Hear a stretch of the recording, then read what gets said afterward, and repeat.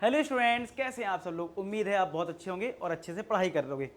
आज हम लोग एनडीए के लिए ना वेक्टर अलजेब्रा कंप्लीट करने वाले हैं और इस लेक्चर को देखने के बाद आप आराम से मतलब आपको वेक्टर समझ में आ जाएगा, आप क्वेश्चन आराम से कर पाओगे और हर टॉपिक कवर होगा। हर टॉपिक मतलब आप जब PYQ करोगे या कोई बुक लगाओगे तो आपको लगेगा कि यार आपने सारे टॉपिक्स कर रखे हैं, ऐसा कोई भी टॉपिक नहीं जो मिस किया हो। ठीक है, तो ये लेक्चर आपके लिए बहुत अच्छा होगा और मैंने पूरी कोशिश करी है कि आपको सारे टॉपिक करवा दूं कि कहीं से भी कोई छोटा क्वेश्चन बन जाए तो तुम आराम से कर पाओ। ठीक है, चलो बढ़िया से पढ़ाई कर रहे हो ना, क्योंकि टाइम बहुत ज़्यादा तुम्हारे पास नहीं है। ठीक है, तो पढ़ाई तो अच्छी तुम्हारी चलनी चाहिए।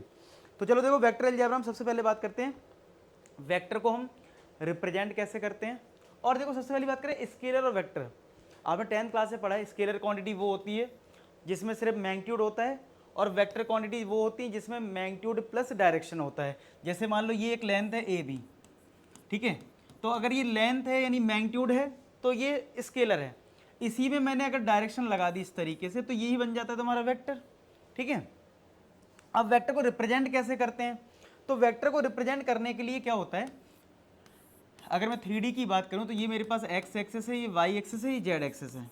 ठीक है, तो x एक्सिस की डायरेक्शन को रिप्रेजेंट करते हैं I कैप से, y एक्सिस की डायरेक्शन को करते हैं j कैप से और z की डायरेक्शन लेते हैं हम k कैप। ठीक है, ये हम डायरेक्शन लेते हैं। भाई सीधी बात है, वेक्टर क्या है, मैग्नीट्यूड प्लस डायरेक्शन, तो डायरेक्शन को किसी से तो रिप्रेजेंट करना होगा ना। तो एक तो मैं यहाँ से ये समझना है कि भाई x y z की कुछ डायरेक्शन है, I कैप, j कैप और k कैप। ठीक है, वो भी आगे बात करेंगे इस पर।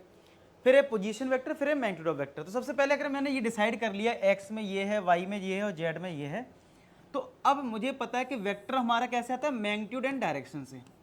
तो अगर ये मैग्नीट्यूड यानी कि एक पॉइंट अगर मेरा x1 y1 z1 है और एक पॉइंट मेरा x2 y2 z2 है, अब मुझे इस AB को, भाई मैग्नीट्यूड तो आप डिस्टेंस फॉर्मूले से भी निकाल सकते हो। ठीक है, क्या होता है डिस्टेंस फॉर्मूला, अगर मैं इस AB के मैग्नीट्यूड की बात करूं तो डिस्टेंस फार्मूला क्या होता है, x2 माइनस x1 का whole square plus y2 minus y1 का whole square plus z2 minus z1 का होल स्क्वायर।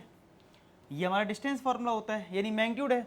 लेकिन मैं इसका वेक्टर लिखना चाहता हूँ, AB वेक्टर, इसको ऐसे लिखते हैं AB और वेक्टर साइन लगा देते हैं, तो वो आता है आपका x2 minus x1, x2 minus x1 I cap, y2 minus y1 j cap, z2 minus z1, z2 minus z1 k cap. तो इस तरीके से हम वेक्टर को रिप्रेजेंट करते हैं। x के साथ I कैप लगाते हैं क्योंकि I कैप इसकी डायरेक्शन है, y के साथ j कैप और z के साथ k cap, x y z के हम डिफरेंस कर देते हैं। इस तरीके से वेक्टर लिखते हैं और इसी वेक्टर का आपको पता है मैग्नीट्यूड होगा, तो ये मैग्नीट्यूड हमने पहले निकाल रखा है AB और इसको रिप्रेजेंट करते हैं इस तरीके से और इसको बोलते हैं मैग्नीट्यूड। क्या बोलते हैं, इसको बोलते हैं मैग्नीट्यूड। ठीक है, इसको हम बोलते हैं मैग्नीट्यूड। तो वेक्टर वो होता है जिसमें हमारा मैग्नीट्यूड भी होगा और डायरेक्शन भी होगा। यहां तक चीज क्लियर होगी कि मैग्नीट्यूड कैसे आ रहा है। अगर मैग्नीट्यूड को थोड़ा ध्यान से देखो तो क्या हो रहा है, बेसिकली I के कोफिशिएंट का स्क्वायर, J के कोफिशिएंट का स्क्वायर और ये K के कोफिशिएंट का स्क्वायर। ठीक है, ये समझ में आ गया। ओके जी, अब देखो क्या क्या कवर हो गया हमारा, स्केलर क्या है, वेक्टर क्या है, रिप्रेजेंट कैसे करते हैं, पोजीशन वेक्टर। पोजीशन वेक्टर में क्या होता है, सिंपल, अगर कोई पॉइंट A है 1, 2, 3 तो इसका पोजीशन वेक्टर में ऐसे लिखते हैं, अगर A पॉइंट है तो A वेक्टर लगा देंगे, तो A का पोजीशन वेक्टर हो जाता है जो 1 है ना, x वाला कोऑर्डिनेट, तो 1 I कैप, y के साथ j कैप लगा दूं 2 j कैप और z के साथ k कैप लगा दो, बन गया position vector. Basically A vector यानी जो पोजीशन वेक्टर उसका मतलब होता है OA। क्या होता है, OA होता है। तो OA मतलब सीधी सी बात है, अगर मैं इसको ऑरिजिन से कनेक्ट कर दूं यानी 0,0 से कनेक्ट कर दूं और आपसे बोलूं OA वेक्टर निकालो, तो अभी मैंने OA वेक्टर निकालना यानी 2 पॉइंट अगर दे रखे हैं, वेक्टर निकालना क्या सिखाया, x2 minus x1 I cap, y2 minus y1 j cap, z2 minus z1 k cap. तो जब आप माइनस करोगे तो अल्टीमेट तुम्हारा यही आएगा, इसलिए इतना सब लिखते नहीं है। बस आपसे कोई बोले कि पोजीशन वेक्टर बताओ तो सिंपल उसको हम A से लिख देते हैं और इन्हीं में 1 में I लगा दिया, 2 में J लगा दिया, 3 में K लगा दिया। आई बस में अल्टीमेट वो ऑरिजिन से हमारा कनेक्टेड होता है। उम्मीद है आपको ये चीज़ अच्छे से समझ में आ गई हो। आगे देखो, आगे अगर मैं बात करूं तो आपका है मैग्नीट्यूड ऑफ वेक्टर। ये मैग्नीट्यूड ऑफ वेक्टर भी मैंने आपका कवर कर दिया कि कैसे हम किसी वेक्टर का मैग्नीट्यूड निकालते हैं, ठीक है। अब देखो नेक्स्ट क्या है हमारा, अब हमें ये समझना है, चलो इस पे एक क्वेश्चन हो जाए। पहले लिखा है if the position vector A and B are this respectively find the length of A B. अब देखो एनडी में आया हुआ क्वेश्चन है, तो पहले आप क्या करो, ए और बी पोजीशन से ए बी वेक्टर निकाल लो। अब ए बी वेक्टर कैसे आएगा, बी का पोजीशन वेक्टर माइनस ए का पोजीशन वेक्टर। याद रखना, जैसे आपने देखा ना, जब हम ए बी वेक्टर लिखते हैं तो क्या करते हैं, अल्टीमेट ए बी वेक्टर जब आप लिखते हो तो क्या करते हो, x2 minus x1, y2 minus y1।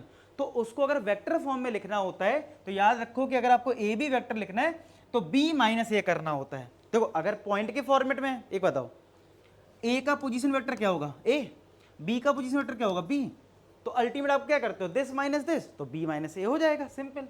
तो चलो माइनस कर लेते हैं, जो ये b है और ये a है, तो b हमारे पास है 2i कैप प्लस का 4j कैप माइनस का 3k कैप, माइनस a हमारे पास ये है 3i कैप माइनस का 2j कैप प्लस का k कैप। तो कितना आएगा देखो, 2i कैप प्लस का 4j कैप माइनस का 3k कैप, माइनस का मल्टीप्लाई कर दिया माइनस का k कैप, ठीक है। तो अब यहाँ पे क्या होगा, 2i में माइनस का 3i होगा यानी माइनस का i कैप आएगा, 4j प्लस का 2j यानी 6j कैप आ जाएगा, माइनस का 3 माइनस का 1 माइनस का 4k कैप आ जाएगा। ये बन गया तुम्हारा ए बी वेक्टर। तो अगर ए बी का अगर मैं मैग्नीट्यूड निकालूं तो बन जाएगा स्क्वायर रूट ऑफ, क्या होता है मैग्नीट्यूड, i के कोफिशिएंट का स्क्वायर, j के कोफिशिएंट का स्क्वायर और k के कोफिशिएंट का स्क्वायर। तो ये कितना आ गया, 1 प्लस का 36 प्लस का 16, ये हो जाएगा तुम्हारा 16 ऐड करोगे 52, रूट 53 है क्या, हाँ रूट 53 ऑप्शन में है। तो इसका आंसर आ गया डी पार्ट। उम्मीद है आपको ये चीज़ अच्छे समझ में आ गई हो।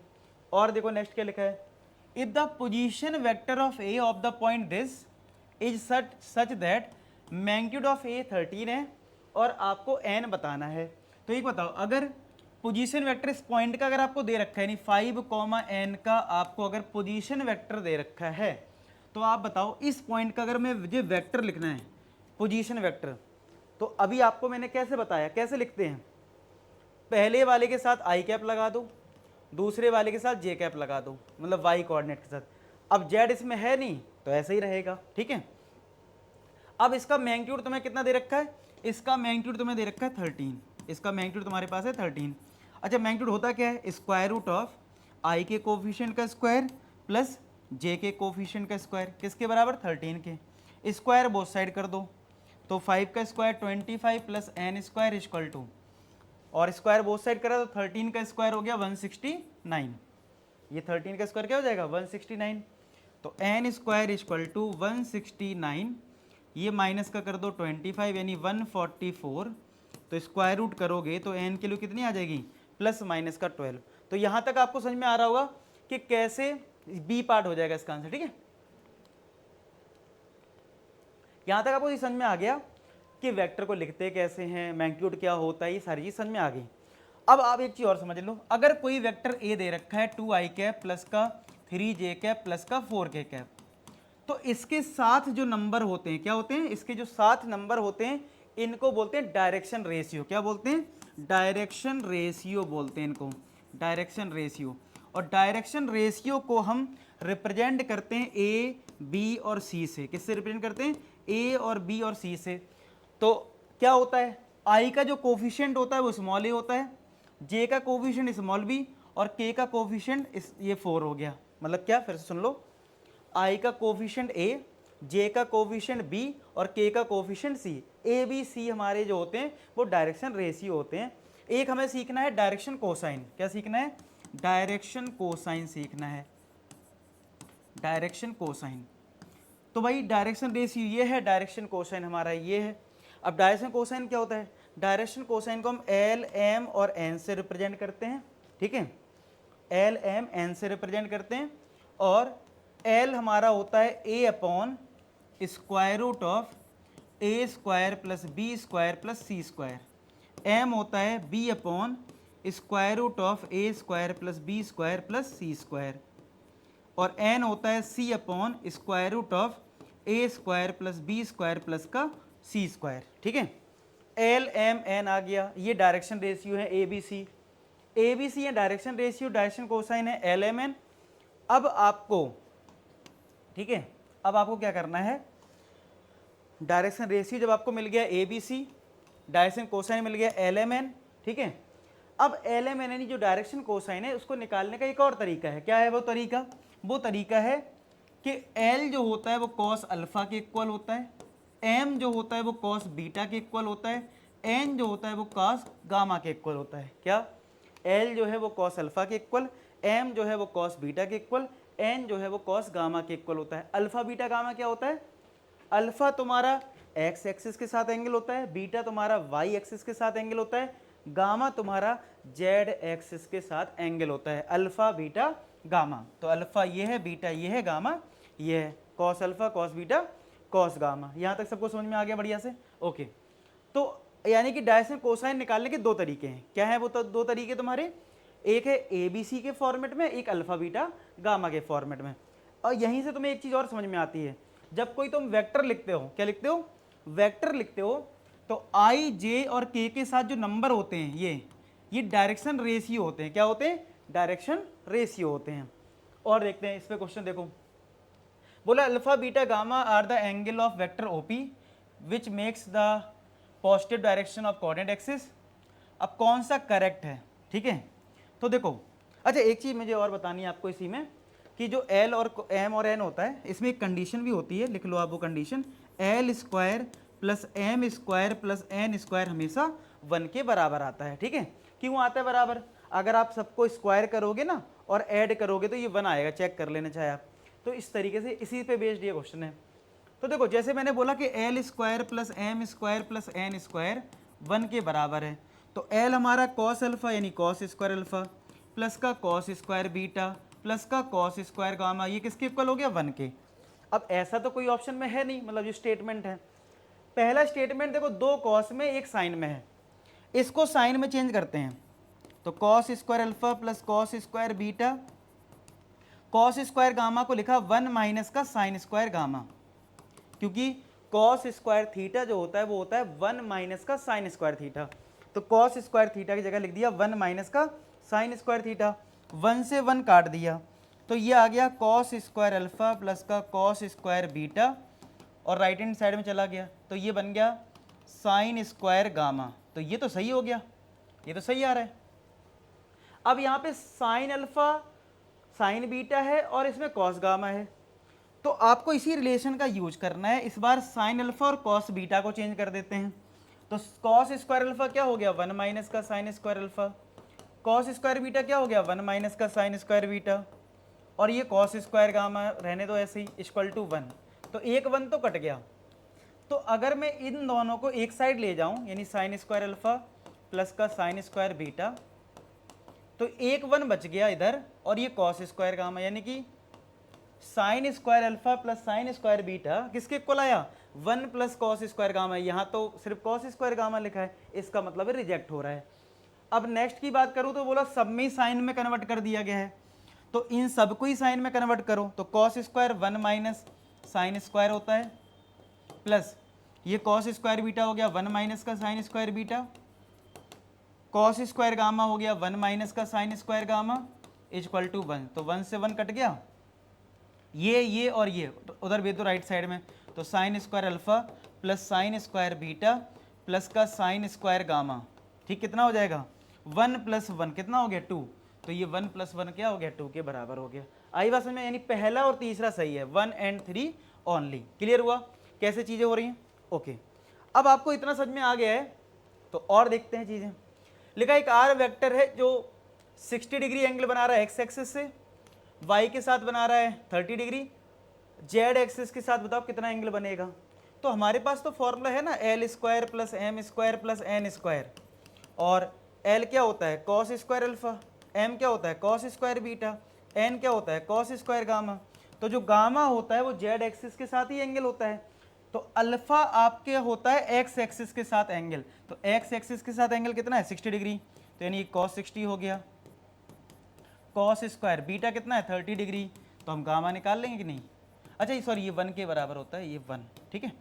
cos 60 कितना होता है, cos 60 होता है 1/2, तो स्क्वायर करोगे 1/4, cos 30 होता है √3/2 यानी 3/4 आ जाएगा, प्लस का cos square gamma equal to 1, तो ये 4/4 1 आएगा, 1 से 1 ये कट जाएगा, तो cos स्क्वायर अगर गामा 0 के बराबर हुआ यानी cos गामा 0 के बराबर, तो गामा के लिए क्या 90 डिग्री आएगी, क्योंकि cos 90 क्या होता है 0 के बराबर होता है। ठीक है, यहाँ तक समझ में आ गया। ओके, अब कुछ और वेक्टर देखते हैं क्या है। अब वेक्टर के हम टाइप्स देख रहे हैं, क्या देख रहे हैं, टाइप्स क्या है, टाइप्स देखो। एक फ्री वेक्टर, फ्री वेक्टर मतलब जिसके अब मैग्नीट्यूड एंड डायरेक्शन मतलब defined only magnitude and direction, no fixed point. मतलब क्या है, जैसे मान लो कोई वेक्टर है, मैग्नीट्यूड तो ये फिक्स कर दिया, डायरेक्शन मान लो इधर है, लेकिन ये इधर भी हो सकता है, इधर भी हो सकता है, कहीं भी हो सकता है, फ्रीली है, मतलब कोई पॉइंट हम फिक्स नहीं कर रहे, इसी को बोलते हैं फ्री वेक्टर। जीरो वेक्टर जिसका मैग्नीट्यूड भी जीरो हो और डायरेक्शन पता नहीं है, कुछ भी अनडिफाइन है, तो उसको बोलते हैं zero vector. Unit vector, unit vector होता है जिसका मैग्नीट्यूड 1 होता है। यहाँ पे थोड़ा मैं आपको समझा देता हूँ अच्छे से यूनिट वेक्टर के बारे में। यूनिट वेक्टर, यूनिट वेक्टर नाम ही है यूनिट, इसलिए इसका जो मैग्नीट्यूड होता है, जो मैग्नीट्यूड होता है वो आपका 1 के बराबर होता है। और मैग्नीट्यूड निकालना मैंने आपको सिखा दिया है, कैसे निकालते हैं, वो स्क्वायर रूट ऑफ आई के कोफिशिएंट का स्क्वायर, जे के कोफिशिएंट के स्क्वायर, के कोफिशिएंट का स्क्वायर। ठीक है, तो अगर मान लो कोई तुम्हें वेक्टर ए दिया है 2i cap 3j cap plus का 4k कैप, तो अगर तुम्हें इसका यूनिट वेक्टर निकालना है, देखो सुनना ध्यान से बात, यहां से थोड़ी सी समझने वाली बात है, छोटे छोटे क्वेश्चन बन जाते हैं इसी पे। ये एक वेक्टर है, अब मुझे निकालना है इसका यूनिट वेक्टर, और यूनिट वेक्टर को हम ए कैप से रिप्रेजेंट करते हैं। किससे रिप्रेजेंट करते हैं, ए कैप से। ठीक है, किससे रिप्रेजेंट कर रहे हैं, ए कैप से। और ए कैप जो है वो होता है वेक्टर अपॉन उसका मैग्नीट्यूड। क्या होता है, वेक्टर अपॉन उसका मैग्नीट्यूड, ये फॉर्मूला है। This is unit vector, this is unit vector, और यूनिट वेक्टर का फॉर्मूला है वेक्टर अपॉन उसका मैग्नीट्यूड। यानी अगर मैं इसका मैग्नीट्यूड निकाल लूं, ठीक है, तो क्या आ जाएगा, स्क्वायर रूट ऑफ 2 का स्क्वायर, 3 का स्क्वायर प्लस 4 का स्क्वायर, तो 4 प्लस का 9 प्लस का 16, क्या ये 29 आ जाएगा। तो अगर मुझे इसका यूनिट वेक्टर लिखना होता तो ए कैप कितना आता, वेक्टर फॉर्मूला क्या है, वेक्टर यानी 2i कैप प्लस का 3j कैप प्लस का 4k कैप अपॉन उसका मैग्नीट्यूड, ये आ जाता, सेपरेट डिवाइड कर दो मिल जाएगा। अब मैंने आपको एक चीज बताई थी क्या, कि i, j और k का जो कोफिशिएंट होता है वो क्या होता है, डायरेक्शन रेशियो होता है। क्या होता है, डायरेक्शन रेशियो। लेकिन अगर आप यूनिट वेक्टर निकालते हो, ध्यान सुनना मेरी बात, अगर आप यूनिट वेक्टर निकालते हो यानी ए कैप निकालते हो, जैसे अगर मैं सेपरेट डिवाइड कर दूं,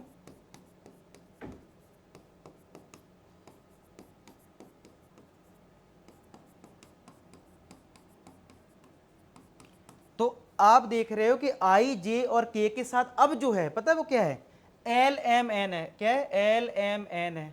ठीक है, ये आपका एल एम एन। इसका मतलब क्या हुआ कि अगर कोई वेक्टर होता है तो उसमें जो आई, जे, के कोफिशिएंट होते हैं उनको डायरेक्शन रेशियो बोलते हैं। लेकिन अगर तुम वेक्टर का यूनिट वेक्टर निकाल लेते हो तो फिर आई, जे और के साथ होता है वो डायरेक्शन कोसाइन होता है। तो आप ये भी समझो कि अगर कोई यूनिट वेक्टर होगा, अगर कोई यूनिट वेक्टर होगा, इसका मतलब उसका फॉर्मेट क्या होगा, L I cap M J cap N K cap, यहाँ पे डायरेक्शन कोसाइन होंगे। अब बात आएगी सर डायरेक्शन कोसाइन क्यों है, ये बताओ। एल का फॉर्मूला क्या था, ए अपॉन ए तुम्हारा ये root a square plus B square plus C square. तो भैया ये जो निकाला है मैग्नीट्यूड वो है क्या एक्चुअल में, root a square plus B square plus C square ही तो है, तो ये डिवाइड हो गया। ऐसे ही एम क्या था, b upon root a square plus B square plus C square, इसलिए ये एम है, इसलिए ये एन है। आई बात समझे, एल एम एन क्यों है। तो जब भी कभी यूनिट वेक्टर आ जाए तुम्हारे पास तो उसका मतलब है ये, यानी L I cap M J cap और एन के कैप। ठीक है, यहीं से एक और इंटरेस्टिंग रिजल्ट निकल के आता है कि अगर मान लो ये रिलेशन तुम्हारा यूनिट वेक्टर का है और मुझे वेक्टर निकालना है, कोई मुझे वेक्टर निकालना है, तो मैं क्या कर सकता हूं, अगर मुझे क्रॉस मल्टीप्लाई यानी कि ए का मैग्नीट्यूड ए कैप, यानी कि अगर मुझे कोई वेक्टर फाइंड आउट करना है तो मैं वेक्टर का यूनिट वेक्टर निकाल लूँ और जितना भी तुम्हें मैग्नीट्यूड दिया जाए मैग्नीट्यूड से मल्टीप्लाई कर दूँ। यानी कभी कोई बोले find the vector in which direction is this and magnitude इतना, तो भाई मैग्नीट्यूड दे दिया जाए तो मैग्नीट्यूड यहाँ पुट कर देना, यहाँ ए कैप पुट कर देना। ए कैप मतलब यूनिट वेक्टर, और यूनिट वेक्टर तुम्हें पता है इस फॉर्मेट का होता है। ठीक है, तो बहुत सारी चीज़ें आपस में रिलेट होती हैं, यही बच्चे फंसते हैं। तो मैंने सारी चीज़ क्लियर कर दी कि अगर वो यूनिट वेक्टर होगा तो एम और एन एल एम एन होगा। ठीक है, अगर नॉर्मल है तो वो ए बी सी है, और अगर मान लो मुझे कोई वेक्टर निकालना है तो magnitude into vector unit vector आपको लेना होता है। ठीक है, तो ये सारी चीज़ें आपको ध्यान रखनी है। तो यूनिट वेक्टर आप समझ में आ गया। इक्वल वेक्टर जिनकी डायरेक्शन भी सेम होगी और इनका मैग्नीट्यूड भी सेम होगा, इक्वल वेक्टर होंगे। नेगेटिव वेक्टर कौन होंगे? जिनकी डायरेक्शन अपोजिट होगी एक दूसरे के। ठीक है, उनको नेगेटिव वेक्टर बोलेंगे। अब इंपॉर्टेंट क्या है फिर? को इनिशियल वेक्टर, यानी जो एक ही पॉइंट से स्टार्ट हो रहे होंगे ऐसे ऐसे। ठीक है, कोलिनियर क्या है? नाम ही है कोलिनियर, एक लाइन में होने चाहिए, ये इंपॉर्टेंट है। कोलिनियर वेक्टर वो होंगे जो एक लाइन में है, ऐसे है और ये ऐसे। सेम डायरेक्शन भी हो सकती है और ऐसा भी हो सकता है कि अपोजिट डायरेक्शन हो, मैग्नीट्यूड से अलग अलग हो सकते हैं। ठीक है, तो इसीलिए कोलिनियर की जो कंडीशन होती है वो होती है vector A equal to lambda times of vector B, यानी कि ए और बी डिपेंडेंट इस लैम्डा पे। लैम्डा की वैल्यू प्लस हुई तो सेम डायरेक्शन, अगर लैम्डा की वैल्यू माइनस हुई तो नेगेटिव डायरेक्शन। क्योंकि नेगेटिव का मतलब यहाँ पे ये होता है कि अगर तुम्हारा वेक्टर ए इस डायरेक्शन में है तो माइनस ए अपोजिट डायरेक्शन में होगा, सीधी सी बात है। अब आपको एक डाउट आ सकता है कि सर कोलिनियर सर एक लाइन में होना चाहिए, ये तो पैरेलल दिख रहे हैं। तो याद रखना वेक्टर में पैरेलल और कोलिनियर एक ही चीज़ हो जाती है। ठीक है, क्योंकि वेक्टर में शिफ्टिंग हम कर सकते हैं, इस वजह से आप कंफ्यूज मत होना। पैरेलल और कोलिनियर एक ही चीज़ है वेक्टर्स में। ठीक है, जैसे हम स्ट्रेट लाइन पढ़ते हैं 2D UD पढ़ते हैं तो वहाँ पे तो ठीक है एक लाइन में होना चाहिए कोलिनियर, लेकिन यहाँ पे पैरेलल वो एक ही बात है। तो क्या बताया मैंने कि एक वेक्टर जो है दूसरे वेक्टर का प्रोपोर्शनल होगा कुछ लैम्डा टाइम्स। ठीक है, ये चीज़ है। अभी कोलिनियर पे एक क्वेश्चन भी करवाऊंगा, उससे आपको क्वेश्चन में ऐसे करते हैं वो समझ में आ जाएगा। जैसे देखो ये है, अगर आपको बोला जाए कि एक वेक्टर ये है और एक वेक्टर ये कोलिनियर है, ठीक है, तो वैसे तो आपको पता है कि कोलिनियर की कंडीशन है ए टाइम्स ऑफ लैम्डा बी। वो स्टेटमेंट वाले क्वेश्चन में हेल्प करेगा। मान लो स्टेटमेंट दे दे कोई कि कोलिनियर की कंडीशन ये है तो वो पता हो, लेकिन जब क्वेश्चन अटेम्प्ट करना हो तो आपको ये कंडीशन नहीं लगानी, आपको लगानी ये कंडीशन A1/A2 B1/B2 C1/C2 लिख लो कोलिनियर कंडीशन। अब ये A1 B1 C1 क्या है? सिंपल है, A1 B1 C1 पहले वाले वेक्टर के कोफिशिएंट, A2 B2 C2 दूसरे के कोफिशिएंट I J K के। A1 4 A2 P B1 1 B2 Q C1 -3 C2 -3, बस इससे मिल जाएगा। तो याद रखना अगर पेपर में ये भी आ जाए कि दो वेक्टर पैरेलल हैं तब भी तुम्हें यही कंडीशन लगाना है, और कोलिनियर है तब भी यही कंडीशन लगानी है। ठीक है, चलो अब यहाँ पे सॉल्व कर लो। तो ये आ गया 4/P equal to 1/Q equal to 3/2। तो इसको और इसको इक्वल करा, 1/Q इक्वल टू 3/2, तो Q कितना आएगा 2/3 आ गया। इसको और इसको इक्वल करा, नहीं इसको और इसको इक्वल ले लो, तो 4/P इक्वल टू 3/2, तो P आ जाएगा 8/3। तो P कहाँ है? 8/3 देख लो किसमें, इसमें है C में। ठीक है, तो इसका आंसर क्या हो गया C। तो कोलिनियर कंडीशन आप याद रखें। यूनिट वेक्टर मैंने आपको अच्छे से एक्सप्लेन कर दिया क्या है। अब देखो यहाँ पे क्या लिखा है, एक वेक्टर दिस है is equally inclined with X and Y axis. कोई अगर वेक्टर एक्स एक्सिस और वाई एक्सिस के साथ इक्वल एंगल बना रहा है, यानी 45 होगा। ठीक है, उसका मैग्नीट्यूड जो है वो 2 यूनिट है। Find the value of A and B, ये ए और बी पूछ रहा है। अगर आपको एक वेक्टर बताना है, ठीक है, जिसका मैग्नीट्यूड 2 है, तो अभी मैंने क्या बताया कि अगर कोई ऐसा वेक्टर निकालना है जिसका मैग्नीट्यूड 2 हो तो मैग्नीट्यूड ले लेना ए। मैंने अभी ये वाला फॉर्मूला बताया ना आपको, ये अगर कोई मुझे वेक्टर फाइंड आउट करना है तो उसका फॉर्मूला मैंने क्या आपको बताया, अभी बताया था कि वेक्टर लिखना हो तो अगर हमें यूनिट वेक्टर मिल जाए और उसके साथ उसका मैग्नीट्यूड अगर दे दिया जाए तो हम वेक्टर निकाल सकते हैं। तो दे तो मैग्नीट्यूड तो दे ही रखा है, 2 यूनिट है, तो ये तो 2 दे रखा है। अब तुम्हें 2A कैप निकालना है। इसीलिए मैंने ए कैप के बारे में आपको बहुत डिटेल में बताया था कि ए कैप तुम्हारा यूनिट वेक्टर है और वो होता है L I cap, M J cap और एन के कैप, बताया था ना। और एल कैसे निकाल सकते हो, एल होता है कॉस अल्फा, एम होता है कॉस बीटा, एन होता है कॉस गामा। तो देखो अल्फा क्या होता है, एक्स एक्सिस के साथ एंगल कितना है 45, तो कॉस 45 हो गया 1/√2। कॉस बीटा वाई एक्सिस के साथ एंगल 1/√2 जे कैप, और यहाँ जे कॉस बीटा ये सॉरी जे कैप है इधर, ठीक है। और कॉस गामा, अब यहाँ पे जेड के बारे में बोला नहीं है, तो सीधी बात है अगर ये वेक्टर एक्स वाई प्लेन पे है तो जेड के साथ एंगल क्या होगा कॉस 90, गामा 90 होगा, तो कॉस 90 जीरो हो गया, तो फाइनली ये आ गया। तो ए कैप की वैल्यू आ गई 1/√2 आई कैप 1/√2 जे कैप। 2 का अंदर मल्टीप्लाई करोगे √2 कट जाएगा, √2 आई कैप, इसमें करोगे तो √2 जे कैप, बस हो गया।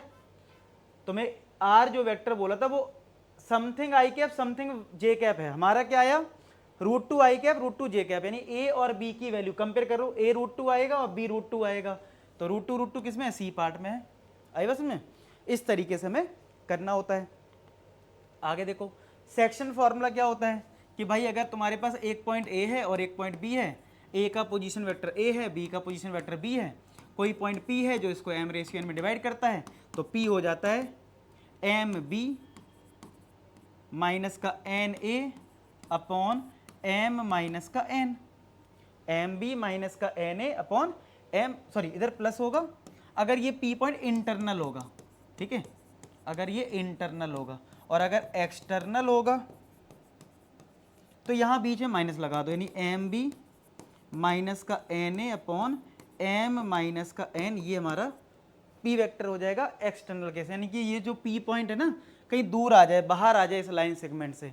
और एक होता है mid point formula, mid point formula क्या होता है भाई कि अगर एक पॉइंट ए है, ए का पोजीशन वेक्टर ए है, बी का पोजीशन वेक्टर बी है, और कोई पॉइंट एम है मिड पॉइंट, तो एम का पोजीशन वेक्टर हो जाएगा ए प्लस का बी अपॉन 2, क्या हो जाएगा ए प्लस का बी अपॉन 2 हो जाएगा भाई, सिंपल, आई बात समझ में, ठीक है ओके।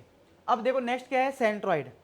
अगर मैं सेंट्रॉइड की बात करूं तो सेंट्रॉइड में सिंपल सी बात है कि अगर तुम्हारे पास एक पॉइंट ए है और एक पॉइंट बी है और एक पॉइंट सी है, ए का पोजीशन वेक्टर ए है, बी का बी है और सी का ए सी है, और मुझे सेंट्रॉइड निकालना, तो सेंट्रॉइड का फॉर्मूला लिख लो, यानी जी का पोजीशन वेक्टर होता है ए प्लस का बी प्लस का सी अपॉन 2, ठीक है, ए प्लस बी प्लस सी अपॉन, एक मिनट सॉरी 3, मिड पॉइंट में 2 इसमें 3, ठीक है। अब एक बात ध्यान रखो, क्या तुम्हें अगर याद हो तुमने बचपन में भी ये फॉर्मूला पढ़ा है, क्या पढ़ा था, अगर एक पॉइंट है x1 y1 z1 और एक बी पॉइंट है x2 y2 z2 और एक सी पॉइंट है x3 y3 z3, तो सेंट्रॉइड क्या होता था, याद आया कुछ, x1 plus x2 plus x3 upon 3 comma y1 plus y2 plus y3 upon 3, वैसे ही, तो बस इसमें वेक्टर फॉर्म में है, ठीक है। तो अब तुम्हें ये समझ में आ गया सेंट्रॉइड का ये फॉर्मूला। सेंट्रॉइड क्या होता है, मीडियन का इंटरसेक्शन पॉइंट, मीडियन उम्मीद है आपने स्ट्रेट लाइन चैप्टर पढ़ लिया हो चैनल से, तो अगर मैं मीडियन ड्रॉ करूं, ठीक है, तो मीडियन का जो इंटरसेक्शन पॉइंट होता है उसी को हम सेंट्रॉइड बोलते हैं। इस पर देखो आया भी ये क्वेश्चन एनडीए में 2022 में, देखो क्या लिखा है, a B c be the position vector of A B c, G is the centroid, then find a G. अब जिसको सेंट्रॉइड का पोजीशन वेक्टर आता है, अभी मैंने बताया ए प्लस बी प्लस सी अपॉन 2 3, तो वो आराम से कर लेगा, कैसे, अब तुम्हें अगर ए जी वेक्टर निकालना है तो ये शुरुआत में मैंने सिखाया था ना, दिस माइनस दिस, यानी जी का पोजीशन वेक्टर माइनस ए का पोजीशन वेक्टर, समझ रहा हूँ, बस अब इससे कर लो, ठीक है। तो क्या आ जाएगा, ये आ जाएगा तुम्हारा जी का पोजीशन वेक्टर है ये ए प्लस बी प्लस सी अपॉन 3 माइनस ए का पोजीशन वेक्टर क्या होगा, ए ही होगा, तो यहाँ पे एलसीएम ले लो, तो आएगा ए प्लस का बी प्लस का सी माइनस का 3a, ए माइनस का 3a कितना हो जाएगा, माइनस का 2a, तो ये आ गया b प्लस का c माइनस का 2a अपॉन 3, ठीक है। तो कौन सा ऑप्शन हो जाएगा, b प्लस सी माइनस 2a अपॉन 3, सी हो जाएगा कि नहीं हो जाएगा, आ रहा है सब क्वेश्चन में। नेक्स्ट देखो ट्राइंगल लॉ में क्या है कि जैसे तुम्हें मान लो ऐसे ट्राइंगल कोई बना है, वेक्टर बने हुए इस तरीके से, ये ए वेक्टर बोला जाए, कोई बोले ये बी वेक्टर है और ये सी वेक्टर है। तो ट्राइंगल लॉ छोड़ो, तुम ये सोचो कि तुम्हें वेक्टर का कैसे एडिशन और सब्सट्रैक्शन करना पड़ता है, उसके लिए रूल बता रहा हूँ, बस तुम उसको फॉलो कर लेना। क्या, किसी भी पॉइंट से चलना शुरू करना, मान लो यहाँ से चलना शुरू करा, ए वेक्टर दिख रहा है, ए लिखा, फिर अगर ये सेम डायरेक्शन में है तो प्लस लगाते जाओ। अब इधर देखो ये अपोजिट डायरेक्शन है तो माइनस का सी लिखना, equal to zero, resultant zero होगा, सिंपल, ठीक है। तो ए plus B minus C equal to zero, यानी कि A plus B is equal to क्या हो जाएगा, सी। तो आपको ये रूल याद रखना है जो मैंने बताया। अगर मान लो मैं सी की डायरेक्शन भी इधर ले लेता ऐसे, तो ए plus B plus C equal to zero होता, यानी कि आप चलना शुरू कर दो कहीं से भी, ठीक है। अगर आपको सेम डायरेक्शन में वेक्टर मिले तो प्लस करो, अगर अपोजिट मिले तो माइनस कर दो। सेम तरीके से पैरेललोग्राम में करना है। मान लो ये पैरेललोग्राम है, ठीक है। तो अगर तुम्हारे पास अगर पैरेललोग्राम अगर आपको दे रखा है, अरे ये भी बुरा मान जाता है, ठीक है। तो ए बी सी डी, और मैं तुमसे कहूँ मुझे ये ए बी वेक्टर पता है ए और ए डी वेक्टर पता है बी, अब तो मुझे ए सी बताओ कैसे बताओगे, और ए सी की डायरेक्शन मैंने ये ले ली। तो देखो अगर ये ए है ये बी है, अब हमें पता है पैरेललोग्राम की अपोजिट साइड इक्वल होती है, तो ये और ये मैग्नीट्यूड सेम है, डायरेक्शन भी मैं सेम देता हूँ, तो ये बन गया बी वेक्टर, सेम हो जाएगा। अब मुझे अगर ए सी लिखना है, ध्यान से देखना, अगर ये ए इधर से चलना शुरू करा, ए प्लस बी, अब देखो इधर ये जो ए सी है ना, हम जा रहे हैं ऐसे करके ऐसे, अब ऐसे जाना चाह रहे हैं, लेकिन ये एरो इधर है तो माइनस लगाओ, और जो तुम्हारा वेक्टर है ए सी, तो उसको आपको ए सी लिखना है, उसको सी ए मत लिखना। मतलब जैसे अगर इसकी डायरेक्शन ये है तो तुम ए सी ही लिखोगे, लेकिन माइनस लगा दोगे। क्या लगा दोगे, माइनस, क्योंकि इसकी अपोजिट डायरेक्शन है। तो क्या यहाँ से हमें ए सी वैक्टर मिल गया, ए प्लस बी। ऐसी मान लो कोई बोले बी डी वैक्टर बताओ कितना होगा, थे ना, ये ए बी सी डी, और कोई बोल रहा बी डी वैक्टर बताओ। अब ये तुम्हारा ए है और ये तुम्हारा बी है और बी डी पूछ रहा है। अच्छा आप कहोगे सर क्यों निकलवा रहे हो सर डायगोनल वगैरह, आगे अभी आपको एरिया ऑफ ट्राइंगल निकालना होगा, उस केस में पैरेललोग्राम का पता हो डायगोनल कितना होता है, ए प्लस बी होता है अगर दो वेक्टर दे रखे हैं, ऐसे इसीलिए बता रहा हूँ। अभी आगे काम पड़ेगा, फिर उस टाइम में डायरेक्ट बोलूँगा, देखो ऐसे निकलेगा। तो अगर मुझे देखो बी डी निकालना, कैसे निकालूंगा, देखो ये डायरेक्शन क्या है, सेम है, ए चले चले चले चले चले चले चले, देखो ये सेम डायरेक्शन है, प्लस का बी डी, और ये देखो ये अपोजिट है, देखो ये इधर जा रहा है, हमें ऐसे जाना है, तो माइनस का बी, तो क्या B D vector B minus का ए हो जाएगा। देखो इस तरीके से आपको दोनों वेक्टर हमें मिल चुके हैं, ए सी एन बी डी, यानी डायगोनल वेक्टर। फ्यूचर में अगर मैं बोलूँ डायगोनल वेक्टर का यूज कैसे करना, तो वो यहाँ से कर लेना, ठीक है। आई बात में, तो कोलिनियरिटी ऑफ 3 पॉइंट्स, यानी कोलिनियर का मतलब है 3 पॉइंट कोलिनियर है, यानी कि एक पॉइंट ए, एक पॉइंट बी और एक पॉइंट सी। अगर ये कोलिनियर हैं तो आप ए बी वैक्टर निकाल लेना, बी सी वैक्टर निकाल लेना, और इसमें कोलिनियर वाली कंडीशन लगा देना, याद है, रेशियो ले लेना, बराबर आने चाहिए। क्या आना चाहिए, आई जे और के जो कोफिशिएंट थे वो। कोप्लेनरिटी ऑफ 3 वेक्टर, यानी कि किसी एक ही प्लेन में 3 वेक्टर लाई कर जाएं, कोप्लेनरिटी। तो इसको करने का तरीका सिंपल है, मैं सीधा क्वेश्चन करवाता हूँ, आपको समझ में आ जाएगा। अगर आपको ऐसा क्वेश्चन आ जाए कि 3 वेक्टर दे रखे हैं, बोले कोप्लेनर हैं, एक ही प्लेन पे लाई कर रहे हो, सिंपल करना है, डिटरमिनेंट ले लेना और इक्वल टू 0 कर देना। और डिटरमिनेंट के अंदर क्या करना है, पहले रो में पहले वेक्टर के कोफिशिएंट 2 माइनस का 3 और के का कोफिशिएंट 1, दूसरे में बी का 1 2 माइनस का 3, सी का 1, सॉरी आई तो है ही नहीं इसमें 0, और जे का 1 और ये पी। बस ये डिटरमिनेंट सॉल्व कर दो, पी की वैल्यू आपकी आ जाएगी। तो डिटरमिनेंट उम्मीद है आपको सॉल्व करना आता है, देखो सेम है, तो सॉल्व कर डिटरमिनेंट, तो पी की वैल्यू क्या रही है, -1, तो डिटरमिनेंट आप सॉल्व कर लेना। अब आते हैं प्रोडक्ट ऑफ 2 वेक्टर पे। तो सबसे पहले आता है स्केलर प्रोडक्ट, यानी कि ए डॉट बी अगर आपको करना है तो ए डॉट बी होता है ए का मैग्नीट्यूड बी का मैग्नीट्यूड कॉस थीटा। क्या होता है, A dot B A magnitude B magnitude cos theta. और ये थीटा जो होता है दो वेक्टर के बीच का एंगल ही होता है। तो अगर कभी दो वेक्टर के बीच का अगर एंगल पूछा हो तो आप डॉट प्रोडक्ट का यूज करोगे। अब यहाँ पे हमें कुछ इंपॉर्टेंट रिजल्ट याद रखने हैं। क्या कि अगर मान लो आई कैप का डॉट आई कैप के साथ मल्टीप्लाई हो तो 1 होता है, अगर जे का जे के साथ होगा तो 1 होगा, के का के के साथ होगा तो वो 1 होगा, ठीक है। ये डॉट प्रोडक्ट पता होना चाहिए। आई डॉट जे यानी कि आई के साथ जे या फिर के या फिर कुछ और मल्टीप्लाई होगा तो वो 0 होगा, डिफरेंट वाला। क्यों? क्योंकि आई और जे के बीच का एंगल होता है 90 डिग्री और कॉस 90 क्या होता है 0, तो इसलिए 0 होता है। सर फिर ये 1 क्यों है? देखो अगर मैं आपको आई डॉट आई करके दिखाऊं, इस फॉर्मूले लगाओ, ए का आई का मैग्नीट्यूड, बी का मैग्नीट्यूड यानी फिर आई का मैग्नीट्यूड कॉस, अब ये सेम वेक्टर है तो एंगल तो 0 होगा। आई कैप, कैप लगने का मतलब है यूनिट वेक्टर, यूनिट वेक्टर का मैग्नीट्यूड होता है 1 और कॉस 0 भी 1, इसलिए 1 आता है। तो ये ध्यान रखो चीज़ें, ठीक है। अब यहाँ पे आपको ऐसे ये क्वेश्चन करना है ए बी सी। अच्छा एक चीज़ और बता दूं कि जैसे अगर मान लो मुझे एक वेक्टर ए दे दिया हो 2i कैप प्लस का 3j कैप प्लस का 4k कैप, और कोई एक बी वेक्टर दे दिया जाए i कैप प्लस का 2j कैप प्लस का 2k कैप, और कोई बोले ए डॉट बी बताओ, तो कैसे करते हैं? ए डॉट बी बहुत आसान होता है, सिंपल तरीका है, आई का कोफिशिएंट लेके आपस में मल्टीप्लाई करो, 2 इंटू 1 2, जे के जो कोफिशिएंट है ये आपस में मल्टीप्लाई करो 6, के जो कोफिशिएंट है ये आपस में मल्टीप्लाई करो 8, बस ऐड कर दो 8 और ये 8 16, इसका आंसर हो गया। अच्छा अब आपको सर ऐसा क्यों हुआ, आई का आई के साथ ही क्यों हुआ?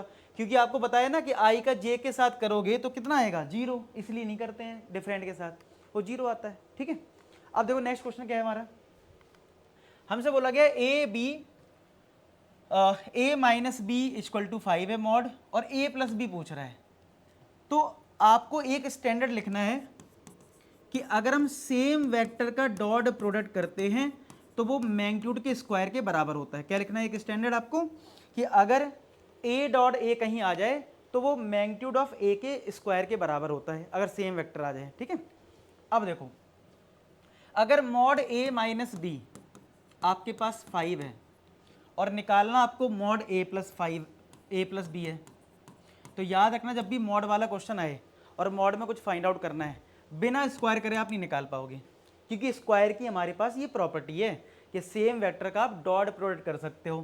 तो यानी कि हम ए प्लस बी का डॉट प्रोडक्ट कर सकते हैं ए प्लस बी के साथ। तो पहले हम स्क्वायर निकाल लेंगे, बाद में स्क्वायर रूट कर देंगे, ठीक है। बाद में हम क्या कर देंगे, बाद में हम स्क्वायर रूट कर देंगे। तो चलो, तो ए प्लस बी के मैग्नीट्यूड का स्क्वायर क्या हो जाएगा, ए का ए के साथ ए डॉट ए प्लस ए का बी के साथ ए डॉट बी, बी का ए के साथ बी डॉट ए, बी का बी के साथ बी डॉट बी, ऐसे ही तो आएगा। ए डॉट ए बन जाएगा ए के मैग्नीट्यूड का स्क्वायर, ए डॉट बी और बी डॉट ए ये आपस में ऐड होके आ जाएगा 2a डॉट बी, और बी डॉट बी बन जाएगा बी के मैग्नीट्यूड का स्क्वायर, ठीक है। अब ए का मैग्नीट्यूड 3 दे रखा है, अब 2a डॉट बी तुम्हें अभी पता नहीं है कितना है, और बी का मैग्नीट्यूड 4 है। अब ये ए डॉट बी कहाँ से आएगा, पक्का यहाँ से आएगा, देखना। अगर मैं इसमें भी स्क्वायर बोथ साइड कर लूँ तो ये बन जाएगा ए माइनस बी का डॉट ए माइनस बी के साथ, और 5 का स्क्वायर 25। तो ए का ए के साथ करोगे तो देखो ए डॉट ए आएगा, और ए डॉट ए क्या है मैग्नीट्यूड का स्क्वायर। ए का बी के साथ करेंगे तो माइनस का 2a डॉट बी आएगा, तो ए डॉट बी यहाँ से आएगा, बी डॉट यहाँ से आएगा। तो याद रखना ए डॉट बी और बी डॉट ए बराबर होते हैं, ठीक है। तो इसलिए 2a डॉट बी हो जाएगा, माइनस माइनस प्लस होके बी डॉट बी आएगा तो वो बन जाएगा बी के मैग्नीट्यूड का स्क्वायर। अब वैल्यू रख दो, ए का स्क्वायर बी का स्क्वायर यानी 4, तो 4 का स्क्वायर 16 प्लस 9 25 तो कट गया, तो माइनस का 2a dot B equal to 0 आ गया ये तो यानी 2a डॉट बी तो 0 आ रहा है, क्या आ रहा है 0, यानी ये वाली तो 0 ही है। तो 9 प्लस 16 ये तो 0 है, 25 स्क्वायर रूट करोगे तो क्या 5 आ जाएगा, स्क्वायर रूट करने पे क्या आ जाएगा 5 आ जाएगा, क्लियर है। तो ये चीज़ ध्यान रखें। अब देखो एंगल बिटवीन टू वेक्टर, अभी बताया फॉर्मूला कि ए डॉट बी का जो फॉर्मूला है ना तो वही लगा दो, तो कॉस थीटा से क्या निकल के आएगा ए डॉट बी अपॉन ए का मैग्नीट्यूड और बी का मैग्नीट्यूड, ठीक है। तो ये आप यूज कर सकते हो जो आपका वेक्टर का मेन फॉर्मूला स्केलर प्रोडक्ट का। अब कभी कभी क्या है कि बोला जाता है position vector of triangle a B c, what is the angle of c. आपको ट्राइंगल में बोल देता है एंगल निकालने का, उसका क्या तरीका है? देखो सबसे पहले ट्राइंगल बनाओ ए बी सी, तो आपको पोजीशन वेक्टर दे रखा है, नहीं ये ए वेक्टर का पोजीशन वेक्टर है, मतलब ए पॉइंट का, ये बी हो गया, और ये तुम्हारा जो लास्ट है ये वाला ये सी हो गया। अब तुम्हें ए बी सी यानी कि इन तीनों पॉइंट के पोजीशन वेक्टर दिए हैं और तुम्हें निकालना है एंगल सी। क्या निकालना है? एंगल सी फाइंड आउट करना है। तो अभी सीखा आपने कि अगर आपको कोई भी एंगल निकालना है, मान लो सी एंगल निकालना है, तो इसके साथ वाली दो वेक्टर ले लेना और उनका क्या कर देना? Dot product. यानी कि अगर ये एंगल थीटा है तो मुझे कॉस थीटा निकालना है, तो कैसे निकालूंगा? B c vector dot c a vector, और अपॉन में क्या करना है? इनके मैग्नीट्यूड ले लेना। आएगा समझ? अब बी सी वैक्टर कैसे आएगा? अब बी सी वैक्टर आएगा कैसे? सी माइनस बी करके, और ए C vector C a vector, C a vector कैसे आएगा? ए वैक्टर माइनस सी वैक्टर। अब देखो ए बी सी तुम्हें दे ही रखे हैं, तो सी रख दो, बी रख दो, इधर ए रख दो, इधर सी रख दो, वेक्टर आ जाएंगे। डॉट प्रोडक्ट निकालना सिखाई दिया, मैग्नीट्यूड निकालना सिखाई दिया, वैल्यू पुट कर देना, ठीक है? तो आपका आ जाएगा। देखो ये वेक्टर देख लेना, फॉर्मूला चेक करके, जीरो आ रहा है, आप चेक कर लेना, ठीक है? तो इस तरीके से आप एंगल निकालते हो। अब एक और क्वेश्चन है कि अगर a plus B plus C zero दे रखा हो और कुछ मैग्नीट्यूड दे रखा हो और a और b के बीच का एंगल पूछ रहा है। क्या पूछ रहा है? a और b के एंगल पूछ रहा है, ठीक है? तो a और b का अगर एंगल पूछ रहा है तो आप क्या करना, जब भी अगर a plus B plus C zero आए तो अगर जिसके बीच का एंगल पूछे तो वो दोनों एक साथ रखना, बाकी सबको राइट साइड कर दो, यानी माइनस सी को राइट साइड कर दो, और दोनों का ले लो मैग्नीट्यूड। क्या ले लो? क्योंकि भाई इक्वल वेक्टर का मैग्नीट्यूड इक्वल होता है, इसलिए मैग्नीट्यूड ले लिया। और हमें पता है मैग्नीट्यूड की कंडीशन हम डायरेक्ट सॉल्व कर नहीं सकते हैं, तो स्क्वायर करना पड़ेगा। और स्क्वायर की प्रॉपर्टी क्या है? सेम वेक्टर का डॉट प्रोडक्ट, सेम वेक्टर का डॉट प्रोडक्ट, और ये तुम्हारा बन जाएगा माइनस सी डॉट माइनस सी।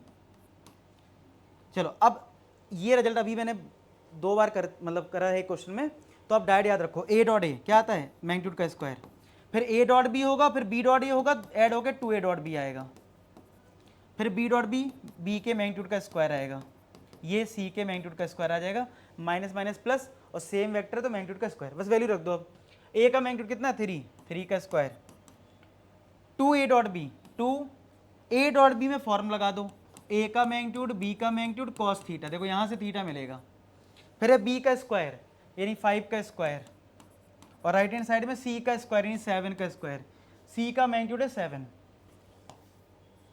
3 का स्क्वायर 9, 2 इंटू ए का मैग्नीट्यूड है 3, बी का मैग्नीट्यूड है 5 कॉस थीटा, 5 का स्क्वायर 25, 7 का स्क्वायर 49, ठीक है? तो 25 में 9 ऐड होगा तो आएगा 34 इज इक्वल टू 49, तो 2 इंटू 3 6 होता है, 6 इंटू 5 कितना होता है? 30, तो 30 कॉस थीटा, 34 को उधर माइनस करो, तो 49 में 34 जाएगा, 15 आएगा, तो क्या कॉस थीटा 1/2 आएगा, तो थीटा की वैल्यू क्या? π/3 आ जाएगी, यानी 60 डिग्री। तो आया समझ में किस तरीके से एंगल निकालना है अगर आपको दो वेक्टर के बीच का अगर एंगल निकालने को पूछा जाए, ठीक है? अब यहाँ पे भी ये क्वेश्चन बहुत इंपॉर्टेंट है कि a plus B plus C zero है और आपसे a डॉट बी, ये a डॉट बी है, और आपसे a dot B b dot C और c डॉट पूछा जाए कितना है, इस तरीके है, मतलब एक्चुअल में ये फाइंड आउट करना है। तो इसमें क्या करना है? a प्लस बी प्लस सी जो जीरो दे रखा है ना, ठीक है? अब यहाँ पे भी इक्वल है, तो यहाँ पे भी अगर मैग्नीट्यूड ले लो दोनों साइड, भाई इक्वल वेक्टर है, मैग्नीट्यूड सेम होगा, भाई सेम कॉन्सेप्ट, स्क्वायर कर दिया तो जीरो का स्क्वायर तो जीरो रहेगा, तो स्क्वायर करो तो क्या बन जाएगा? a plus B plus C dot a plus B plus C equal to zero, same vector का डॉट प्रोडक्ट। सेम तरीके से करना है। अब लेकिन ये आप करोगे कैसे? a का मल्टीप्लाई a में, फिर b में, फिर c में, फिर b का करोगे, ये सब करोगे। आप रिजल्ट याद रखो क्या आता है, रिजल्ट आता है सीधा a का स्क्वायर, b a का मैग्नीट्यूड का स्क्वायर, b का मैग्नीट्यूड का स्क्वायर, c का मैग्नीट्यूड का square, plus twice of a dot b dot c plus c dot a। अगर आपको याद दिलाऊं तो ये एक फॉर्मूला नहीं होता था 9th क्लास में, a plus B plus c का whole square, a square plus B square plus C square plus 2ab plus 2bc plus 2ca, समझ लो वही लग गया, डायरेक्ट याद रखो, ठीक है। तो आपको तो ये निकालना है twice of a dot b dot c dot a, ये आपको फाइंड आउट करना है। तो इसका मतलब ये तीनों टर्म कहाँ जाएंगे, राइट साइड में, यानी ये आ जाएंगे तुम्हारे, ये तीनों जो टर्म है ये तीनों ये आ जाएंगे माइनस ए के मैग्नीट्यूड का स्क्वायर माइनस बी के मैग्नीट्यूड का स्क्वायर माइनस सी के मैग्नीट्यूड का स्क्वायर, यही तो आएगा, ठीक है। बताओ अब बस वैल्यू पुट कर दो, तो ट्वाइस ऑफ दिस ये निकालना है तुम्हें, कितना है 10 का स्क्वायर 6 का स्क्वायर ये 14 का स्क्वायर, 2 से डिवाइड कर दो, तो ये तुम्हारा है a dot B plus B dot C plus C dot A, तो ये तुम्हें जो निकाल, इसको मान लिया x है ये, तो ये सॉल्व कर लो और 2 से डिवाइड कर दो, ठीक है, आपको आंसर मिल जाएगा। क्लियर है बात। तो इस तरीके से करते हैं, देखो ये आपका -332 आ रहा है और इसके बाद क्या होगा 2 से डिवाइड कर दिया तो ये 166 आपका आ जाएगा, चेक कर लेना। परपेंडिकुलर की कंडीशन क्या होती है, अगर दो वेक्टर बोल दिए हैं परपेंडिकुलर हैं तो याद रखो उनका डॉट प्रोडक्ट यानी a डॉट बी 0 के बराबर होता है, ठीक है। जैसे इस पे क्वेश्चन क्या है लिखा है, a और b ये दो वेक्टर हैं परपेंडिकुलर हैं तो लैम्डा निकालना है, तो मैंने क्या बोला, दो वेक्टर अगर परपेंडिकुलर हैं तो a डॉट बी किसके बराबर, 0 के बराबर। अब इन दोनों का डॉट प्रोडक्ट अगर आपको करना है तो डॉट प्रोडक्ट मैंने कैसे सिखाया आपको, i का जो कोफिशिएंट है, यहाँ पे जो i का कोफिशिएंट है मल्टीप्लाई करो 6, j का कोफिशिएंट 3 इंटू 2 6, यहाँ पे 4, यहाँ पे माइनस का लैम्डा यानी माइनस का 4 लैम्डा इक्वल टू 0, तो 4 लैम्डा इक्वल टू 12, तो क्या लैम्डा 3 आ जाएगा, ठीक है। इस तरीके से ये हो गया, लैम्डा 3 आ गया। नेक्स्ट है प्रोजेक्शन, अगर आपको प्रोजेक्शन फाइंड आउट करना है, projection of vector A on vector B, तो इसका फॉर्मूला होता है a dot B upon B का मैग्नीट्यूड, ठीक है। प्रोजेक्शन ऑफ वेक्टर ए जो होता है वो क्या होता है, a dot B upon magnitude of B होता है। जैसे यहाँ पे क्या है, एक वेक्टर a दे रखा है, एक b बोला है, projection of a on b बताओ, तो लगा दो a dot B upon magnitude of b, तो क्या होता है a डॉट बी कैसे निकालते हैं, i का i के साथ 1 into 4 4 minus 2 into minus 4 plus का 8, तो ये आ गया प्लस का 8, ये 1 और ये 7 यानी प्लस का 7 अपॉन b का मैग्नीट्यूड यानी स्क्वायर रूट ऑफ 4 का स्क्वायर माइनस 4 का स्क्वायर और ये 7 का स्क्वायर, ठीक है। 8 4 12 7 19, ठीक है, अपॉन 16 प्लस 49, तो ये हुआ 32 और ये 49 कितना आ जाएगा 11 81, तो 19 अपॉन 9 हो जाएगा, 81 का स्क्वायर रूट, तो 19 अपॉन 9 किस में है, बी ऑप्शन में है, ठीक है। नेक्स्ट है क्रॉस प्रोडक्ट, जैसे आपने अभी करा स्केलर प्रोडक्ट जिसको हम डॉट प्रोडक्ट बोलते थे, एक है क्रॉस प्रोडक्ट और वेक्टर प्रोडक्ट, ये होता है ए क्रॉस बी, क्या होता है ए क्रॉस बी, इसका फॉर्मूला होता है A vector B vector cos theta sine theta n cap. अब ये एन कैप क्या है, जब हम क्रॉस प्रोडक्ट करते हैं इसीलिए इसको वेक्टर प्रोडक्ट इसलिए बोलते हैं कि भाई क्रॉस हुआ तो जो आंसर मिलेगा वो वेक्टर फॉर्मेट में मिलेगा।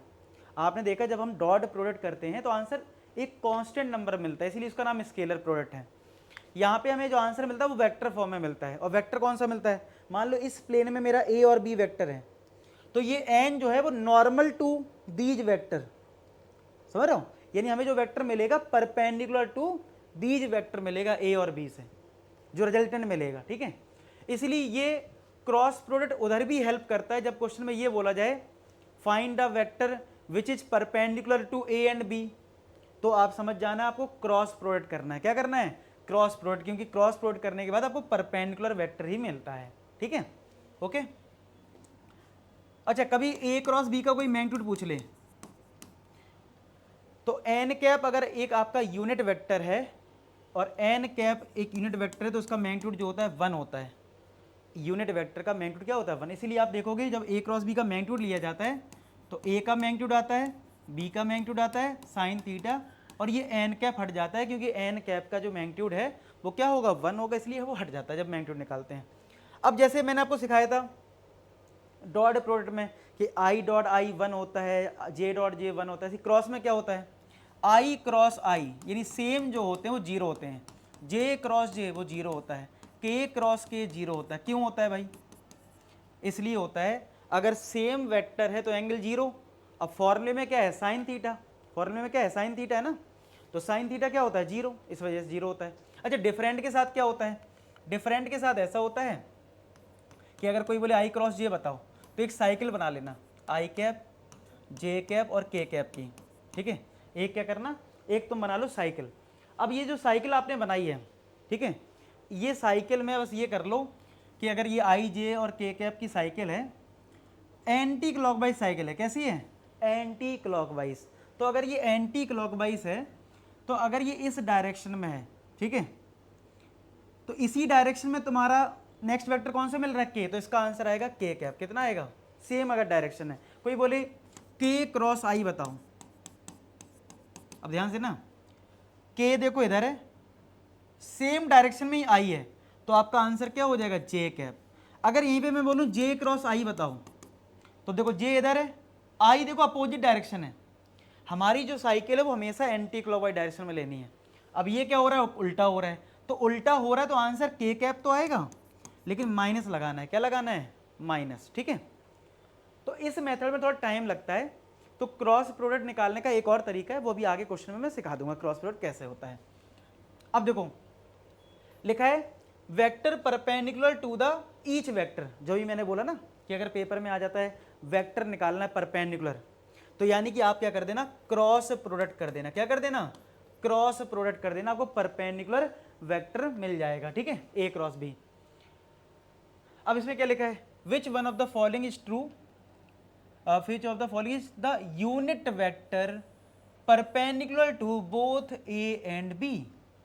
लेकिन इस बार बोला है परपेंडिकुलर वेक्टर तो निकालना है, लेकिन उसका यूनिट वेक्टर, ठीक है। तो पहले यूनिट छोड़ो, अगर मुझे कोई वेक्टर निकालना है परपेंडिकुलर इन दोनों से, तो क्या हमें क्रॉस प्रोडक्ट करना होगा, आप कहोगे हाँ सर। अब बताओ ये आ गया, तो ये बताओ कोई वेक्टर अगर आ जाता है, अगर मुझे इसका यूनिट वेक्टर निकालना है, तो क्या करते हैं, उसी का मैग्नीट्यूड से डिवाइड कर देते हैं, क्या करते हैं, उसी के मैग्नीट्यूड से डिवाइड कर देते हैं, ठीक है। अब देखो जैसे ये दो वेक्टर हैं, तो इसके परपेंडिकुलर ऊपर भी हो सकता है, नीचे भी हो सकता है, तो प्लस माइनस साइन भी हम लगा देते हैं, ठीक है भाई, एक ऊपर भी आ सकता है, एक नीचे भी जा सकता है, पता नहीं है कौन सा है, तो प्लस माइनस लगा दो, ठीक है। अब देखो मेन हमारा फोकस इस पे है, वो तो चलो जो ऑप्शन होगा प्लस वाला तो प्लस वाला लगा देंगे, माइनस वाला तो माइनस वाला। अगर कभी तुमसे ये पूछ रहे ना कि दो वेक्टर हैं जिससे परपेंडिकुलर वेक्टर लिखना है, कितने होंगे, तो दो होंगे, एक ऊपर जा सकता है, एक नीचे जा सकता है। चलो अब यहाँ पे ए क्रॉस भी चाहिए, तो अब तुम्हें मैं ए क्रॉस भी निकालना भी सिखा देता हूँ। जैसे ए वेक्टर तुम्हारे पास है माइनस का आई कैप प्लस का जे कैप प्लस का के कैप, और बी वेक्टर क्या है, आई कैप माइनस का जे कैप प्लस का के कैप। देखो नॉर्मली तो आपको मैंने क्रॉस प्रोडक्ट करना सिखा रखा है, कैसे, इसका इससे करोगे, इसका इससे करोगे, इसका इससे, वही साइकिल वाले रूल से, लेकिन उसमें क्या है कैलकुलेशन मिस्टेक के चांस ज़्यादा होते हैं और एक टाइम भी बहुत लगता है। तो ए क्रॉस बी करने का सबसे आसान तरीका है क्या, डिटरमिनेंट से निकल जाता है, आई कैप लो, जे कैप लो और के कैप, ठीक है। दूसरी रो में पहले वेक्टर के कोफिशिएंट लिख दो, -1 1 1, और तीसरी रो में सेकंड वेक्टर के 1 -1 1, ठीक है। ये आ गया हमारा ए क्रॉस बी। तो बस अब यहां से ए क्रॉस बी कितना आ जाएगा, ए क्रॉस बी, पहले आई कैप लिखेंगे ब्रैकेट, अब इस आई कैप के साथ 1 × 1 1, बीच में माइनस, ये -1 आ रहा है तो +1 हो गया, फिर माइनस का जे कैप, उम्मीद है डिटरमिनेंट लेना आपको आता हो, तो ये और ये हाइड करा, -1 ये फिर -1, फिर के कैप, ये और ये हाइड किया 1 और ये -1, ये तो 0 हो गया, 2 आई कैप प्लस का 2 जे कैप आया तुम्हारा, वो तो 0 हो रहा है। अब हमें मैग्नीट्यूड भी निकालना है, तो मैग्नीट्यूड कैसे निकलता है, आई के कोफिशिएंट का स्क्वायर जे के कोफिशिएंट का स्क्वायर, तो क्या ये 2√2 आएगा, क्योंकि 4 + 4 8, 8 का स्क्वायर रूट 2√2। अब रख दो वैल्यू, ए क्रॉस बी हमारा आया 2i कैप प्लस का 2j कैप अपॉन में 2√2। सेपरेट डिवाइड करोगे 2 कट जाएगा, ये 2 कॉमन ले लो तो क्या आएगा i प्लस जे अपॉन √2 आ जाएगा। पहले पॉजिटिव केस देखो, इसमें पॉजिटिव केस लिया तो क्या ये ऑप्शन में किसी में है? अगर है तो यही आंसर हो जाएगा, है पहली ऑप्शन में ही है तो माइनस लेने की कोई जरूरत ही नहीं है। ठीक है, मोर देन 1 करेक्ट है नहीं तो काम खत्म हो गया। नेक्स्ट है, अगर मुझे एरिया निकालना हो ट्राइंगल का, तो अगर मुझे एक ट्राइंगल ABC दिया हो, मुझे एरिया निकालना हो तो बहुत आसान है, कोई भी एक पॉइंट फिक्स कर लो। मान लो मैंने B पॉइंट फिक्स करा, तो इस B पॉइंट से एक वेक्टर इधर आ रहा है और एक वेक्टर इधर आ रहा है, इनका करना होता है क्रॉस प्रोडक्ट, यानी BA क्रॉस BC करना है। क्रॉस प्रोडक्ट निकालना सिखा दिया है, मैग्नीट्यूड लेने ना हाफ से डिवाइड कर देना, ये आ जाएगा एरिया ऑफ ट्राइंगल। ठीक है, अगर पैरेललोग्राम आ जाए और इस ये वेक्टर अगर आपको A दे दिया जाए, दूसरा वेक्टर B दे दिया जाए, तो पैरेललोग्राम का एरिया हो जाएगा A क्रॉस B। यहाँ पे भी दो एडजेसेंट वेक्टर का क्रॉस प्रोडक्ट, उसका मैग्नीट्यूड। ठीक है, लेकिन अगर पैरेललोग्राम के डायगोनल दिए जाएं AC और BD, तो अगर आप डायगोनल निकाल रहे हो AC क्रॉस BD, तो मैग्नीट्यूड तो ले लोगे लेकिन इस बार हाफ से डिवाइड करना होगा। तो दो फॉर्मूले बनते हैं एरिया ऑफ पैरेललोग्राम के, एक है अगर साइड है एडजेसेंट उनका क्रॉस प्रोडक्ट और मैग्नीट्यूड, लेकिन अगर डायगोनल्स हैं तो ठीक है उनका भी क्रॉस प्रोडक्ट कर दो, लेकिन 2 से डिवाइड करना होगा, इस बात का ध्यान रखें। और डायगोनल निकालना मैंने शुरुआत में सिखा दिया था। ठीक है, इसीलिए जैसे ये बोला adjacent side of triangle ABC, तो AB और AC आपको दे दिया है, कोई भी साइड हो सकती है एडजेसेंट। ठीक है, तो बोला है adjacent side of AB and AC of triangle ABC represented by these vectors find the area. तो आप क्या करोगे, AB क्रॉस AC कर देना और उसका मैग्नीट्यूड ले लेना, 2 से डिवाइड कर देना बस। और क्रॉस प्रोडक्ट मैंने सिखा रखा है, कैसे लेते हैं क्रॉस प्रोडक्ट। डिटरमिनेंट में I J K लिखना है, पहले वेक्टर के कोफिशिएंट दूसरे वेक्टर के कोफिशिएंट, इनको सॉल्व कर दो आपको आंसर मिल जाएगा। ठीक है, करके देख लेना, आंसर चेक कर लेना। ठीक है, एक और क्वेश्चन आता है मोमेंट ऑफ फोर्स का। तो मोमेंट ऑफ फोर्स का फॉर्मूला याद रखो, मोमेंट ऑफ फोर्स होता है R यानी पोजीशन वेक्टर डिस्प्लेसमेंट का, या आपको पोजीशन दे रखी हो कोई, वो उसका क्रॉस प्रोडक्ट फोर्स के साथ। ठीक है, R क्रॉस F, ये फॉर्मूला लिख लो मोमेंट ऑफ फोर्स का। कभी कभी इस पे क्वेश्चन आ रहा है, रिपीटेड भी हो रहा है। तो क्या है, अगर एक फोर्स दे रखा है applied at the point P whose position vector is this, what is the magnitude of force. तो मैंने क्या था फॉर्मूला, R क्रॉस F कर देना है, और R क्रॉस F R दे ही रखा है, F दे ही रखा है, क्रॉस प्रोडक्ट निकालना मैंने तुम्हें सिखाई दिया है। तो क्रॉस, ठीक है। अच्छा, इसमें मैग्नीट्यूड लिखा है, यानी कि मोमेंट का तो फॉर्मूला ये हो गया, अगर इसका मैग्नीट्यूड पूछ लिया तो मैग्नीट्यूड निकालना भी हमें आता है। तो बस आप क्या करना, R क्रॉस F कैसे निकलेगा, वो डिटरमिनेंट से, वो इतना आ गया। मैग्नीट्यूड कैसे आता है, स्क्वायर रूट के अंदर I के कोफिशिएंट का स्क्वायर, J के कोफिशिएंट का स्क्वायर, K के कोफिशिएंट का स्क्वायर। एक और क्वेश्चन बन सकता है, अभी ज़्यादा बार ये नहीं बना तो इस बार आ सकता है कि वर्क डन का क्वेश्चन आ जाए, तो समझ लेना फोर्स इनटू डिस्प्लेसमेंट। ठीक है, डॉट प्रोडक्ट, इसमें डॉट प्रोडक्ट होता है, याद रखना। मोमेंट ऑफ फोर्स में क्रॉस है, इसमें डॉट है।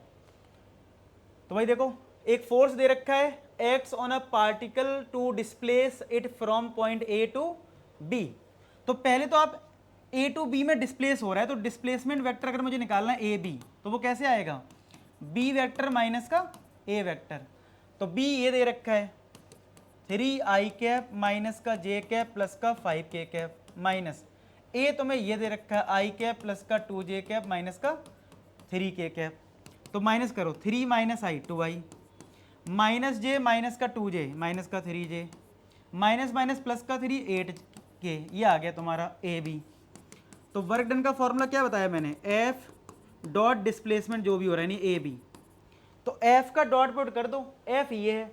अब F का डॉट प्रोडक्ट जब AB के साथ करोगे तो कैसे होगा, इधर I का कोफिशिएंट 1 है, यहाँ 2 है तो 2, यहाँ 3 है, यहाँ -3 यानी माइनस का 9, 2 है और ये 8 है यानी 16, 16 टू 18, 18 में 9 जाएगा, कितना आ जाएगा 9 यूनिट्स। तो इसका आंसर आ गया 9 यूनिट्स। आया समझ में कैसे हो रहा है। अब है scalar triple product, scalar triple product है या वेक्टर ट्रिपल प्रोडक्ट है। ठीक है, स्केलर ट्रिपल प्रोडक्ट में क्या है, सिंपल, ठीक है। आपका अगर स्केलर ट्रिपल प्रोडक्ट है तो ए डॉट बी क्रॉस सी, ये तुम्हारा है स्केलर ट्रिपल प्रोडक्ट, ठीक है। इसको हम ए डॉट बी क्रॉस सी लिखते हैं। वेक्टर ट्रिपल प्रोडक्ट जो होता है, वेक्टर ट्रिपल प्रोडक्ट, वो होता है A cross B cross C.